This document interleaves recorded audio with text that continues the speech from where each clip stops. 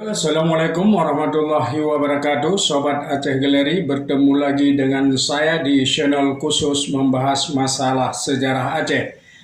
Kali ini kita akan membahas tentang seorang sosok Panglima Perang Kerajaan Aceh yang paling terkenal, yaitu Tuanku Hasyim Bantamuda. Siapa dan apa beliau? Mari kita simak ulasannya di video ini. Tuanku Hasyim Bantamuda, beliau berasal dari keluarga Sultan Aceh sekaligus sebagai pengwaris Sultan Aceh. Tidak ada yang tahu persis tahun berapa beliau dilahirkan, namun diperkirakan beliau lahir pada tahun 1834. Ia adalah putra dari Tengku Laksamana Tuanku Abdul Qadir, anak dari Tuanku Cud Zainal Abidin. Secara lengkap silsilah keturunannya bisa kita baca di dalam buku biografinya yang ditulis oleh Tunku Lam Karuna. Di situ disebutkan bahwa beliau adalah anak dari Laksamana Abdul Qadir, Ibnu Raja Muda Tuanku Zainal Abidin, Ibnu Sultan Alaidin Mahmud Shah, Ibnu Sultan Alaidin Johan Shah, Ibnu Sultan Alaidin Ahmad Shah, Ibnu Naruddin Abdurrahim Maharaja Lela, Ibnu Faqih Zainal Abidin Shah, Ibnu Malik Daim Mansur Shah, Ibnu Musa Daim Shah, Ibnu Hashim Nuruddin Shah, Ibnu Mansur Shah, Ibnu Sulaiman Shah, Daim Ali Iskandar, Ibnu Ibrahim Shah Daim. Dalam buku Aceh Sepanjang Abad karya H.M. Muhammad Said menyebutkan bahwa Tuanku Hasyim disebut juga dengan nama Tengku Rayut. Dari hasil pernikahannya dengan Cud Puan, ia memperoleh 2 orang anak. Yang pertama, Tuanku Musa yang bergelar Tuanku Raja Kemala, dan yang kedua adalah Tengku Ratna Kemala. Sebelumnya, Cunyak Puan adalah janda dari Tuanku Zainal Abidin bin Sultan Ibrahim Mansur Shah. Selama perkawinan itu, Tuanku Zainal Abidin ia tidak memperoleh keturunan, akan tetapi dari istri yang lain yaitu Cunyak Buluke, Tuanku Zainal Abidin memiliki 2 orang anak. Yang pertama adalah Sultan Muhammad Daud Shah dan yang kedua adalah Tengku Putih. Akan tetapi Cunyak Buluke meninggal sewaktu melahirkan anak yang terakhir. Akhirnya kedua anak itu diasuh oleh Nyak Puan.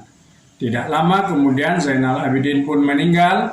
Satu-satunya orang yang dipercaya oleh Sultan Ibrahim Mansur Shah yang sudah renta itu untuk mengasuhkan cucunya Muhammad Daud Shah yang akan mengganti ayahnya menjadi raja adalah Tuanku Hasyim Bantamuda. Karena melihat usia Muhammad Daud Shah masih terlalu kecil untuk memerintah, maka untuk sementara waktu dipangku oleh Tuanku Hasyim selaku Mangkubumi. Akhirnya Sultan Ibrahim Mansur Shah menikahkan Tuanku Hasyim dengan bekas menantunya Cunyak Buluke. Oleh karena itu dapat dimengerti bahwa Muhammad Daud Shah sebenarnya adalah anak didik Tuanku Hasyim sejak berusia 2 tahun. Tuanku Hasyim Bantamuda sejak kecil sudah menampakkan kecerdasannya yang luar biasa. Dengan kecerdasan dan kecepatan berpikir, dirinya mampu menyerap ilmu yang diajarkan oleh gurunya, termasuk mampu menguasai bahasa-bahasa luar seperti bahasa Prancis, Belanda, Inggris, Arab, Urdu, dan Melayu secara fasih. Kecerdasannya, ia juga menguasai berbagai disiplin ilmu seperti ilmu mantik, fikih, tafsir, tasawuf, dan hadis. Di samping ilmu-ilmu agama, ia juga sangat menekuni ilmu filsafat, siasah politik, tarik, pemerintahan, hingga hukum adat istiadat. Ia juga sangat paham dalam ilmu bela diri. Dalam sejarah disebutkan bahwa ia tidak dapat dikenakan senjata tajam dan senjata api. Sosok pejuang ini yang memimpin seluruh kegiatan gerakan penentangan terhadap penjajah Belanda selama 40 tahun lamanya memiliki dua kepribadian sekaligus di dalam hati sanubari, yaitu jiwa kelembutan dan jiwa kekerasan. Ia mempunyai sifat yang rendah hati dan sangat loyal terhadap pasukannya.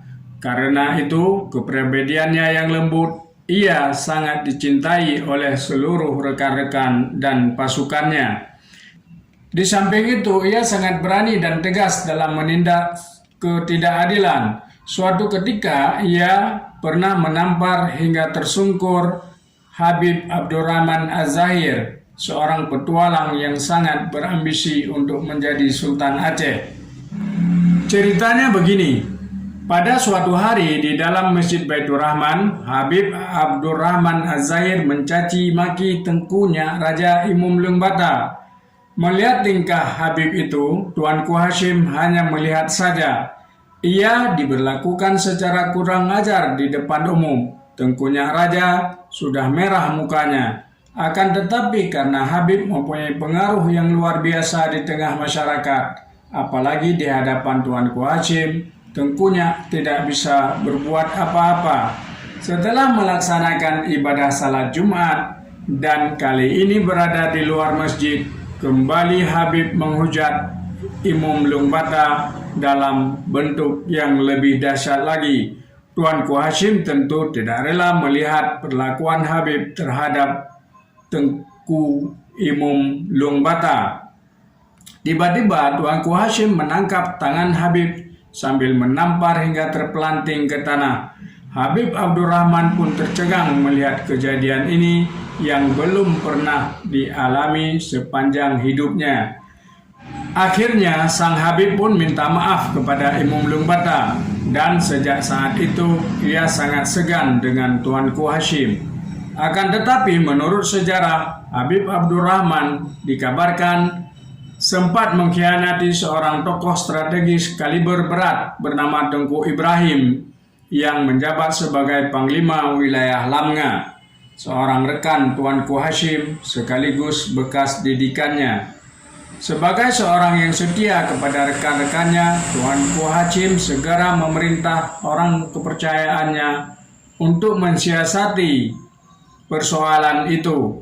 Tetapi amat disayangkan, Habib Abdurrahman sempat melarikan diri dan menyerah diri kepada Belanda setelah mengetahui siasat Tengku Hashim Banta Muda untuk menangkap dirinya.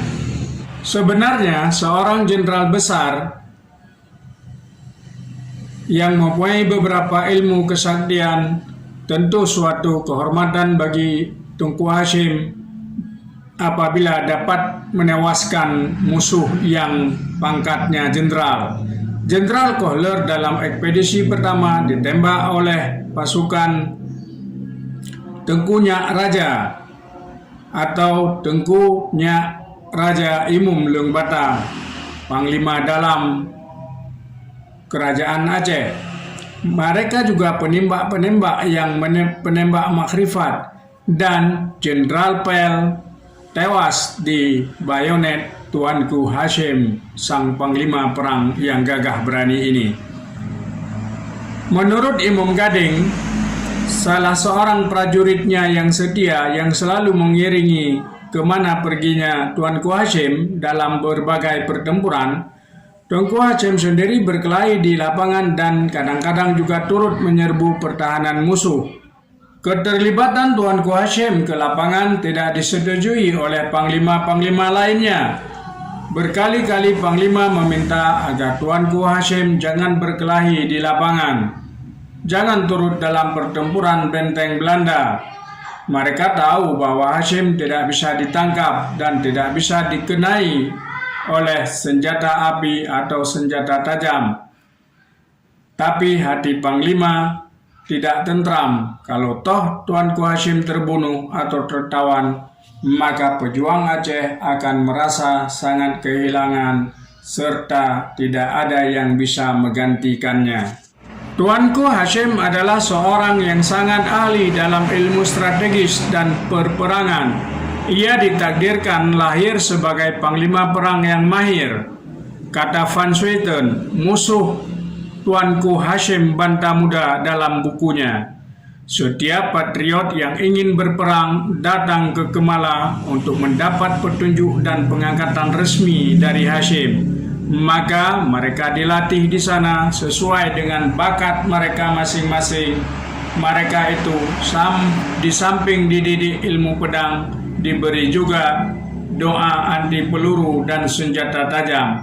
Maka lahirlah pahlawan-pahlawan Aceh yang gagah perkasa yang dapat menggempur bivak-bivak pertahanan Belanda serta menyergap secara mendadak patroli-patroli Belanda, menyerbu pertahanan-pertahanan Belanda hingga mereka sudah tidak memiliki daya juang sedikitpun lagi.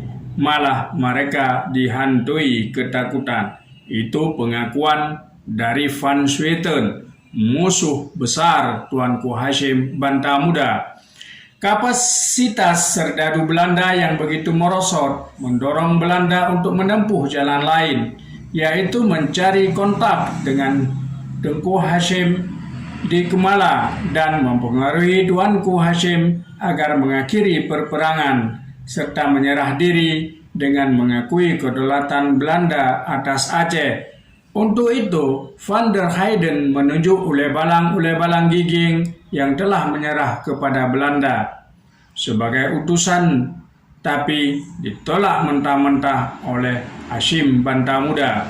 Dalam hubungan luar negeri, Tuanku Hasyim juga menerima utusan-utusan dari negara lain di Kemala, di antaranya utusan dari negara Kedah dan Kelang yang diwakili oleh Said Abdullah bin Abbas Aidid, yang atas usaha siasat Belanda datang ke Kemala dalam bulan Juli 1880 dengan maksud hendak mendamaikan Aceh dengan Belanda agar Tuanku Hasyim menyerah saja kepada Belanda dan mengakui kedaulatan Belanda atas Aceh. Tuanku Hasyim tentu saja dengan halus dan bijaksana menolak usulan tersebut. Setelah Panglima Tengku Cik Ditiro Muhammad Saman dan Panglima Polim Ibrahim Muda Kuala meninggal dalam tahun 1891, perjuangan Aceh terus melakukan perlawanan terhadap Belanda. Belanda terus mencari jalan untuk menaklukkan hati Tuanku Hasyim agar rela mengakhiri perperangan dan menyerah. Akhirnya pada bulan Juli 1892 datanglah misi dari luar negeri yang kedua kali untuk memenuhi keinginan Belanda itu. Kali ini Belanda mengutus Raja Ismail bin Raja Abdullah Selangor dengan membawa surat dari Sultan Abdullah dari Johor. Utusan itu berada di Kemala selama 5 hari lamanya berbicara dengan pembesar-pembesar Aceh. Utusan itu menjelaskan bahwa Inggris tidak dapat mencampuri soal Aceh Belanda karena telah terikat oleh Traktat tahun 1871. Begitupun juga Turki tidak dapat diharapkan. Oleh karena lanjut utusan itu agar persoalan Aceh Belanda diselesaikan secara damai, Kerajaan Kedah dan Selangor bersedia memberi jasa baik sebagai seorang penengah. Usul ini disampaikan kepada Sultan, tetapi Sultan menyerah hal ini kepada Hasyim. Apapun kata Hasyim, itulah keputusan. Demikian kata Sultan. Karena itu, mereka terpaksa berbicara dengan Tuanku Hasyim. Hasyim dengan sangat sukacita menjawab, "Rasa sukacita kami dalam menanggapi saran-saran sahabat kami ini adalah laksana seorang mati dipulihkan untuk hidup kembali." Dari sumber lain disebutkan bahwa Raja Ismail, anak Raja Selangor, tidak mengerti makna jawaban Hasyim yang demikian tinggi diplomasinya. Lalu sang raja menghadap kembali dan minta penjelasan. Tuanku Hasyim menjawab, Aceh adalah suatu negara kerajaan yang merdeka dan Belanda juga suatu kerajaan yang merdeka, maka adalah suatu hal yang tidak mungkin Selangor dan Johor sebagai negara kerajaan yang tunduk di bawah kerajaan British menengahi perselisihan dua negara kerajaan yang merdeka dan berdaulat penuh. Mendengar jawaban itu, Raja Ismail menjadi sangat malu dan kembali ke negerinya dengan tangan hampa. Tuanku Hashim Bantamuda yang memimpin perang dan menyumbang dharma baktinya kepada negara dan agama selama 40 tahun penuh telah menutup mati terhadap Sang Ilahi. Ia meninggal di Padang Tiji, di rumahnya di Kampung Padang Guhang pada hari Jumat 18 Sya'ban 1314 Hijriah atau bertepatan dengan tanggal 22 Januari 1897. Almarhum dikebumikan di Masjid Padang Tiji di selatan mihrab di dalam segi 22 mukim. Jenderal Van Swieten yang memimpin sendiri ekspedisi kedua ke Aceh menceritakan bagaimana Hashim sesungguhnya, bahwa Tuanku Hashim tampil ke muka oleh karena sifatnya, kecakapannya, jabatannya, juga karena kelahiran dan energi. Ia telah memainkan role yang penting dan dialah orang yang telah memimpin pertahanan di mana dia justru mempunyai talents dalam zamannya.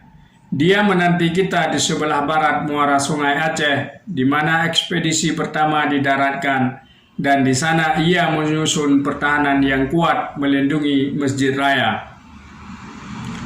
Ketika ia melihat pendaratan kita dilakukan di pantai timur muara Aceh, dengan cepat ia merubah strategi dan menggiatkan kekuatan Kuta Musapi. Ketika itu ia melihat kita menduduki Penayung, dengan cepat ia menggiatkan kekuatan pertahanan Lampung dan Pekan Aceh untuk menggunting kesempatan kita membuat jembatan dan menyeberangi Sungai Aceh guna menghubungkan lapangan terbuka di depan keraton. Seterusnya ia memperhebat garis pertahanan Panglima Polim dan pertahanan Kuta Gunungan dalam rangka mempertahankan dalam. Seluruh tindakan itu telah direncanakan dengan teliti dan dilaksanakan dengan rapi. Nampak pertahanan itu dipimpin dan digerak sangat cepat oleh seorang ahli perang yang mahir. Andai kata kita tidak tetap mendapat isyarat-isyarat yang perlu dari kaki tangan yang telah berpihak kepada kita tentang rahasia-rahasia pertahanan, penyerangan-penyerangan, niscaya Tuanku Hashim dapat memukul hancur angkatan perang kita. Demikian Van Swieten, musuh Hashim, menceritakan dalam bukunya. Swensen, seorang spion Belanda yang mengetahui tentang Aceh, menulis dalam laporannya bahwa Tuanku Hashim is the Aceh General. Hashim adalah Jenderal Angkatan Perang Aceh, Panglima besarnya seluruh Angkatan Perang Aceh. Rusma sesudah melakukan penyelidikan dengan teliti tentang siapa pahlawan ahli Aceh yang sudah mewarisi keunggulan nenek moyangnya, siapa Usman Fasyanya Aceh yang telah menyusun pertahanan yang kukuh, kuat sedemikian rapi. Ia menulis dalam bukunya Verokvering Aceh Grut Mesjid sebagai berikut. Sebagai tokoh yang menjadi pemimpin dan menjadi jiwa pertahanannya Aceh yang merupakan musuh kita yang tidak kenal damai, tidak pernah dan tidak akan pernah tunduk bahwa mendekati seorang yang terus-menerus berperang secara habis-habisan, walaupun keraton sudah jatuh dan sultan sudah tewas. Tokoh yang oleh Jenderal Van Swieten disebut the Totleben the Acehor, yakni Totlebennya orang Aceh, tokoh yang oleh penunjuk jalan Svensson orang Denmark disebut The Aceh General, yakni jenderalnya orang Aceh. Tokoh yang selayaknya mendapatkan kehormatan dari kita karena energinya, keuletannya, daya karyanya, kegagahan beraniannya, kecintaannya kepada tanah air. Tokoh yang ingin kita ceritakan secara tersendiri tentang dirinya, yaitu Tuanku Hasyim Bantamuda. Ia adalah seorang tokoh yang dilahirkan sebagai orang yang berbakat. Demikian Brusma menulis dalam bukunya dan memuji kehebatan Hasyim Bantamuda. Demikian sejarah singkat terhadap perjuangan hidup Tuanku Hasyim Bantamuda. Assalamualaikum warahmatullahi wabarakatuh.